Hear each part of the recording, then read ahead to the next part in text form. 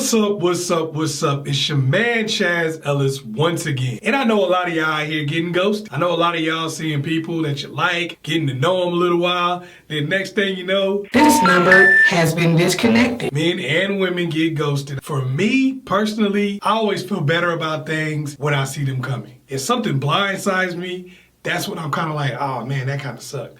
But when I see it coming, I'm like, I knew you was gonna do that. And I feel a lot better. So I made this video so you can actually see it coming, prepare yourself, and know what to do. Now, I know some of y'all already gonna be like, I already know the signs that you about to get ghosted, dog. I've been there before. You know how many times I've been ghosted? I know some of y'all ladies doing it too. I've been ghosted multiple times, and I totally know when someone's ghosting me. I get it. But the thing is, you're thinking the signs of getting ghosted are short text, not showing up for dates, not calling back, one-word answers. Those are not the signs that you're about to get ghosted. Those are the signs that you're already actively being ghosted. By the time you see that, it's a wrap. It's over.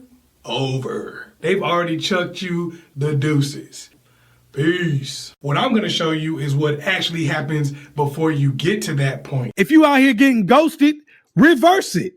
Click the link in the description box and get them to chase you. When somebody's about to start ghosting you, normally you'll start seeing less and less input. They might have been, oh man, we should go skydiving. We should go Rocky Mountain climbing. We should go 2.7 seconds on a bull named Fu Manchu. If you don't listen to country music, you don't know that. When they kind of get ready to ghost you, now they still go on the dates, they still hang out with you, they still spend time with you, but they have less and less input on what you do. They don't really seem to care. They just start going along with the flow. You want to do that? Cool. Whatever you want, I'm good. A lot of times you kind of don't notice it because you seem like you're doing everything you want to do, but you're about to get ghosted. Pretty soon that no input is going to turn into no answer back, lying and saying they're going to do some stuff and then not doing it.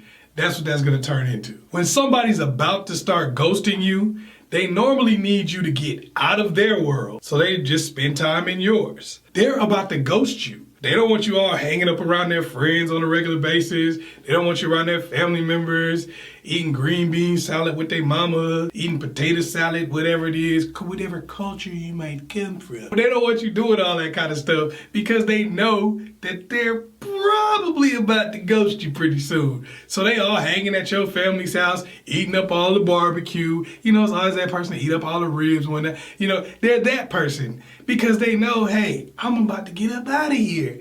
It's probably gonna happen anytime now. So they start just hanging out in your world, but not really bringing you into theirs anymore. They don't want their friends to be asking about you. They don't want grandma to be like, what happened to that nice girl you brought over here? I really liked her. When somebody's about to ghost you, a lot of times they're gonna start saving resources. You'll notice that the interactions will become leaner. They'll put less into it. She might have been cooking you 7-course meals when you first started talking to her. Damn, girl. I just wanted a sandwich. I appreciate you, though. You the real MVP. Now it's down to bologna sandwiches that ain't even burning around the edges a little bit with the slit. She ain't even slitting it in the middle. She just letting it bubble up. It's not the effort being put in. It's not even cooked. How am I supposed to eat this? No more Fruity Pebbles. You know, she giving you the off-brand cereal. And he's not taking you out anymore. Now he's over here like, well, you know, Denny's got the breakfast. No, well, I don't know what to tell you. You know, it's that kind of thing. It's all Netflix and chill.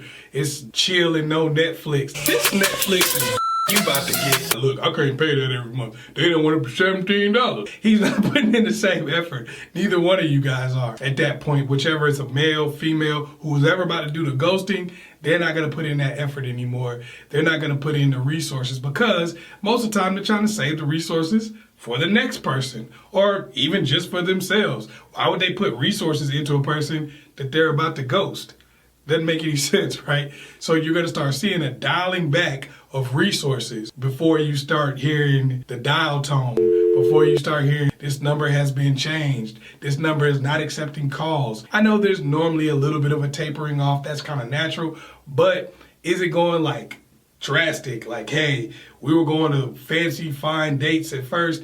Now they got me at the crib eating Fruit Loops out of the same bowl. Oh my God, is that a roach? If you start seeing that lack of effort, resources being saved, might be about time for them to start ghosting your ass. A lot of times when somebody's about to ghost you, they'll actually go from arguing to agreeable.